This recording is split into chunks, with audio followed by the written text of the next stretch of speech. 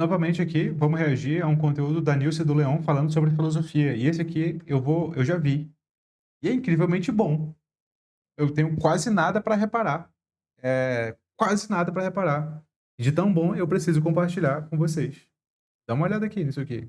Meu nome é Vitor Lima, eu sou seu professor de filosofia de hoje e de sempre. E isto aqui não é filosofia.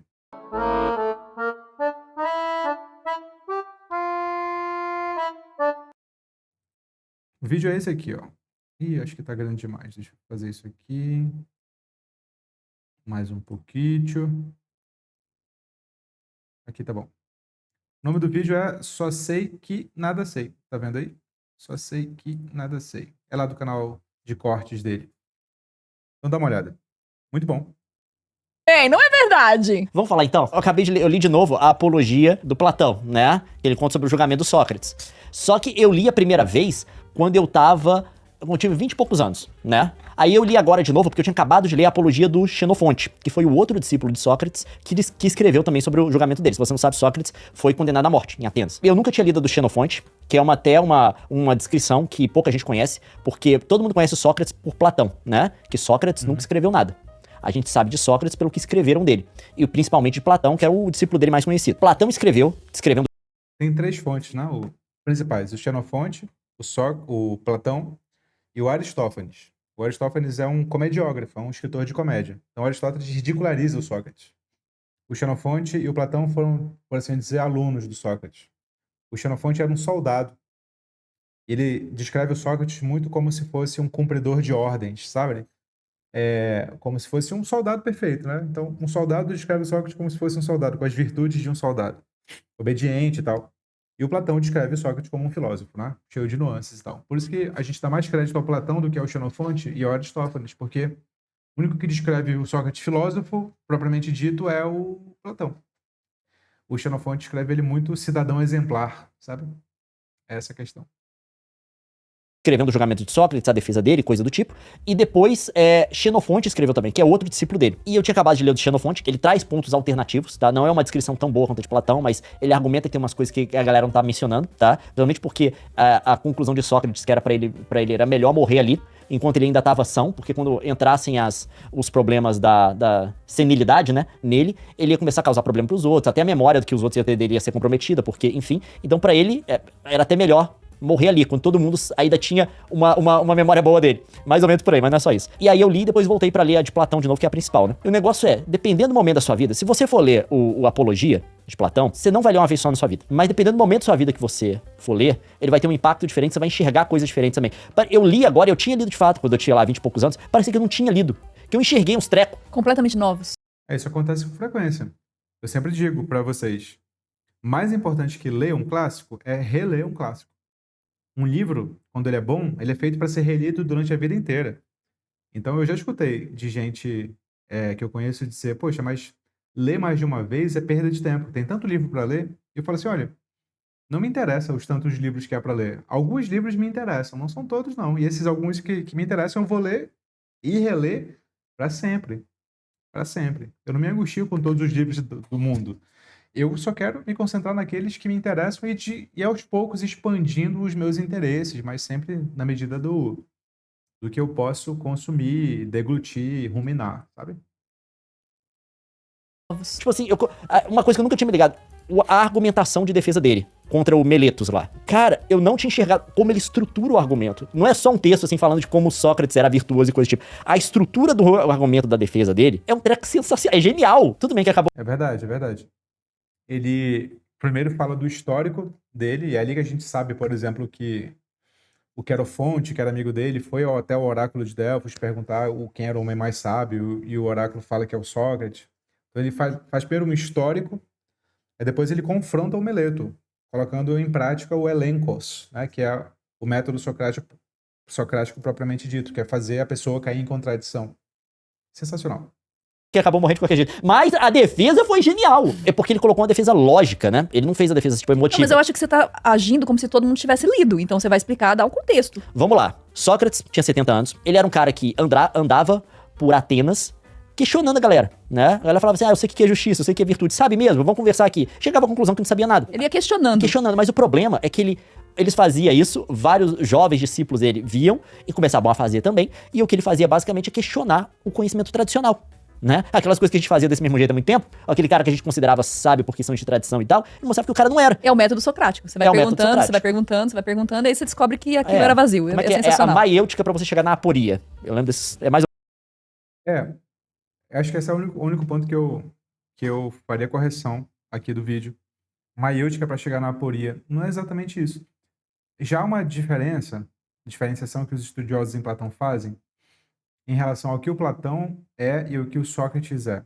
É assim, é uma datação com base em conhecimento filológico, tá? De análise do estilo, do vocabulário, da temática. Dá para categorizar os diálogos platônicos em diálogos de juventude, de maturidade e intermediários e de maturidade. Os de juventude seriam o Sócrates histórico, porque são esses que terminam em aporia. O que é a aporia? É a ausência de conclusão. São diálogos que não terminam em conclusão. E que o Sócrates está majoritariamente utilizando o elenkos, que quer dizer refutação. Né? Refutação, basicamente. Mas os diálogos de transição e os diálogos maduros mostram um Sócrates chegando a algumas conclusões e propondo a famosa teoria das ideias, coisa que nos diálogos de juventude ele não faz. E nos diálogos de maturidade, o Sócrates sequer aparece direito, sabe? Já é uma autocrítica do Platão em relação à própria teoria das ideias. Então, a tal da maiêutica, que é o parto, né? O parto das ideias, ou seja, a ideia de que o Sócrates não ensina nada a ninguém, ele apenas tira as ideias da cabeça das pessoas, isso já é, na interpretação atual, meio ultrapassado, porque isso tem muito mais a ver com Platão. Entende? Tem muito mais a ver com Platão no sentido de... O Platão que acreditava na teoria da reminiscência, o Platão que acreditava que o conhecimento era inato. O Sócrates dos primeiros diálogos, ele não acreditava nisso. Ele não defendia esse tipo de coisa. Ele fazia questão de que o interlocutor caísse em contradição. Elenkos, não maiêutica. Percebe? Elenkos, não maiêutica. Aliás, esse é o tema da minha dissertação de mestrado, inclusive. O elenkos socrático. O caráter ético-político dele. Mas vamos lá. É mais ou menos isso, não é? É basicamente um método filosófico. A gente viu ali o começo de um tipo de investigação, de um método, que a gente utiliza hoje, até hoje, tipo assim, em tudo. Mas aí foram 3 caras lá, Meletos, Anitos e Laicos, e eles foram e acusaram Sócrates, né? E naquela época funcionava assim em Atenas. Atenas tinha um tribunal. Basicamente toda causa que tinha lá era uma causa privada. Era sempre um cidadão acusando o outro, né? Se eu não me engano, até mesmo se você fosse acusar, tipo, de assassinato, era um cidadão que ia trazer o caso contra você, ele ia apresentar o caso e você ia se defender. E aí... Detalhe, não tinha lei ou código escrito como é o nosso, tá? A gente herda isso de Roma, mas na Atenas, da época do Sócrates, não era que você desrespeitou a lei escrita. Não era lei. Eu podia apresentar a acusação contra você, independente disso estar escrito em algum lugar. Era mais baseado em costumes do que em algo escrito. Muito diferente do nosso. E esses 3 caras trouxeram essa acusação contra Sócrates. E eles iam pedir a pena de morte pra Sócrates. Olha que coisa sem noção. A galera era radical. Não, o negócio era bizarro. Basicamente a gente queria aparecer. E aí eles fizeram a acusação. Sócrates fez uma defesa totalmente racional. E ele falou assim, eu não vou apelar pra sentimentalismo. Ele fala isso em determinado momento. Eu sei que tem gente que vem aqui e chora, suplica. Eu não vou fazer isso. Ele apresenta uma defesa toda racional. Primeiro como uma questão de direito privado. Ele vai e questiona, fala que a acusação é feita em má fé. Depois ele vai e fala que a acusação não mostra uma motivação pra ele fazer um negócio. Ele faz toda uma defesa, tipo assim, muito parecido com o que um jurista, um advogado faria hoje em dia. Isso há 2000 e tantos anos atrás. Ele vai lá argumentando e depois ele fala finalmente que a acusação não tem consistência lógica, né? Que é o último grande argumento dele ali. Mas, de qualquer forma, ele é condenado. E quando ele é condenado, funcionava assim na época. Você ia pro júri, não tinha juiz, né? O júri era feito de outros cidadãos sorteados da cidade, entre as pessoas que se dispuseram a participar de um julgamento, né? Mas aí você colocava seu nome pra participar de julgamento do júri e você ia ser sorteado pra ir num caso. Você só ia descobrir qual caso você ia julgar no momento que você entrasse lá. Isso porque os gregos eram espertos pra evitar exatamente o suborno, né? Coisa do tipo. A defesa e a acusação. A contextualização histórica que ele dá é muito boa. Por isso que eu falei que o vídeo é bom pra caramba, né? Normalmente a pessoa que acusava e a pessoa que defendia apresentavam os casos delas, e no final tinha uma votação entre o júri, e o caso era decidido por maioria simples. Quem vencesse na votação do júri, vencia o caso. Aí depois disso, se não me engano, era mais ou menos assim a ordem, se a pessoa fosse condenada, cada um tinha que sugerir uma pena. né? Tanto a acusação quanto a defesa tinha que falar. A acusação, eu quero que essa seja a pena dele, e a defesa falar, não, eu quero que essa seja a minha pena, se ele foi condenado. E aí, o júri decidia qual pena ia escolher. Por quê? Pra não ter uma pena muito pesada, você tinha uma tendência aí nesse sistema à moderação. Porque se a acusação sugerisse uma pena muito descabida, eles sabiam que a defesa ia sugerir uma mais moderada e a galera ia ficar com a defesa, que normalmente isso que acontecia. Só que nesse caso foi atípico, por quê? Porque a galera queria condenar o Sócrates e falou, não, a gente vai falar morte. Portanto, na defesa dele já sabia que iam acusar ele de morte, já iam pedir morte pra ele. E aí, chega na hora dele se... Defender? Dele propor a pena dele, porque ele já tinha perdido, né, por maioria simples, ele vira e fala assim, não, o prêmio que vocês tinham que me dar é me colocar no... Ele fala, tipo, no lugar de destaque. Em inglês é maintenance in the Prytaneum, pelo que ele era, né? Pela virtude que ele demonstrava. Mas no final das contas, como ele também não era aquele cara que fazia piada das Que era o local destinado a figuras heróicas. E ele falou assim, olha, isso daqui a pena que eu mereço é ser mantido lá no Prytaneum. Olha a arrogância do Sócrates aí, né? instituições de Atenas, ele propõe uma pena que é de 30 minae, que era o nome da moeda que eles tinham e coisa tipo. Tinha que pagar uma multa, mas era uma multa bem baixa, né? Contanto que a pena alternativa, quando alguém tá te pedindo sua morte, que normalmente você sugeria, era o ostracismo, você ser expulso da cidade. Porque você perdia a sua cidadania, você ia ter que morar em outro lugar sem ter os direitos de cidadão, só que você pelo menos salvava a sua vida. E ele não, ele sugeriu um treco irrelevante. Era de acordo com a lei, tipo assim, ele não desrespeitou as instituições de Atenas, né? Porque o Sócrates não era essa pessoa também, mas não era uma coisa assim na medida do que deveria ser. E acabaram que ficaram do lado da pena de morte dele. Realmente, ele bebeu cicuta. E aí, essa que é toda a história do negócio. Mas ele fez de propósito, ele sabia que oferecendo uma pena mínima, eles iam optar pela pena de morte, basicamente. Sim, Provavelmente.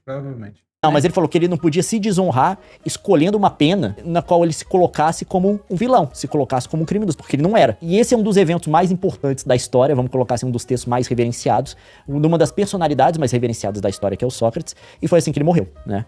A Atenas condenou o cara à morte por conta das ideias dele. Esse foi um cara assim, que literalmente, quando você fala o cara foi condenado por conta das ideias dele. Tem mais um monte de história ali, coisa que o cara fez e coisa tipo, que não era bem as ideias. Não, o Sócrates não, foram as ideias dele. Aí foi isso que eu li, tá? Não, você citou a fala daquele discípulo dele lá, que não queria ver ele morto. É uma fala muito boa. Ah, não, isso é do Xenofonte, que chegou um discípulo dele pra ele.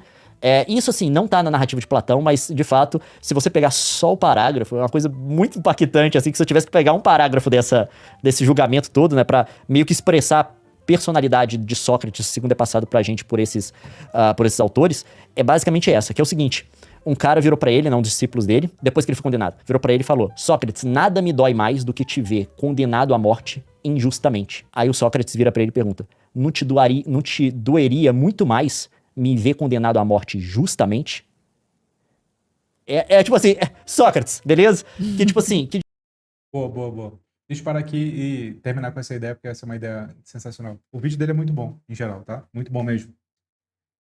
Ele vai dizer no final do vídeo, e eu não sabia disso, que ele chegou a fazer pós-graduação em filosofia, e ele chegou a fazer mestrado em filosofia, ele só não defendeu a dissertação. Então ele manja de filosofia. Não é à toa que ele sabe dessas coisas. Então o pessoal fica falando aí que tá falando que não sabe, ele tá falando que sabe. Ele fala com bastante propriedade, inclusive. E de modo bastante fluido e simples. Eu valorizo muito isso. Muito mesmo. E, bom, ele fala para um público muito jovem, isso é sensacional. Mas o lance do Sócrates não te doeria muito mais me ver condenado justamente? Ou seja, saber que eu cometi de fato um crime? Ou seja, ter me corrompido? A tese socrática e platônica, por excelência, é melhor sofrer uma injustiça do que fazer uma injustiça, do que cometer uma injustiça. Porque cometer uma injustiça é desbalancear a própria alma, é desregular a harmonia interna. Quando você comete uma injustiça, você se desregula, você se prejudica.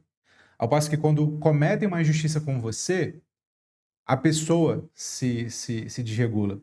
Você pode sofrer corporalmente falando, mas a sua alma permanece intacta. Essa tese, inclusive, ela é uma das sementes que vai desembocar no Epiteto, no estoicismo do Epiteto, que vai defender que você precisa focar naquilo que você consegue controlar e não naquilo que você não consegue controlar. Ou seja, as injustiças que fazem com você, nem sempre pode evitar. Mas como você vai se deixar afetar por elas, você pode. E esse preceito é socrático. E o epiteto dos estoicos fala com todas as letras. Isso é Sócrates. Sócrates já defendia isso. Faz todo sentido, né? De uma certa perspectiva. Cometer uma injustiça, mesmo que você não seja pego, e é toda essa discussão da República do Platão, te desequilibra. Mesmo que ninguém saiba, a sua consciência sabe. E aí é o famoso, você conseguiria deitar a cabeça no travesseiro à noite? Essa é a grande pergunta, né? Alguns crápulas vão dizer, conseguiria. Mas isso daí já é parte da condição humana, haver crápulas. Certo? Então, ótimo vídeo, muito bom, Leon. Espero que vocês tenham gostado. Espero que isso seja um incentivo para que vocês leiam a Apologia de Sócrates também. Tá bom? Não se esqueça, você é o que pensa. E como sempre, fique com Sócrates.